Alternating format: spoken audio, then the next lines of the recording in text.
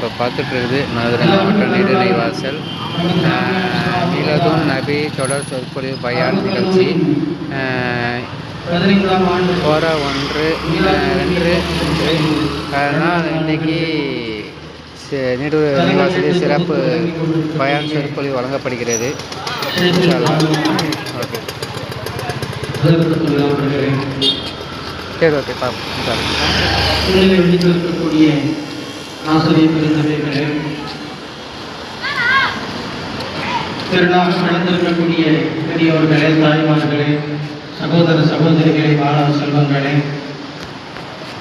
நமக்கெல்லாம் அழகானதொரு தலைப்பிலே நீண்டதோர் வரையை நிகழ்த்துவதற்காக வேண்டி வருகை தந்திருக்கக்கூடிய சிறப்பு அழைப்பாளர், மக்கள் உள்ளங்களிலே நிறைந்திருக்கக்கூடிய பசுமையான வார்த்தைகளை கொண்டு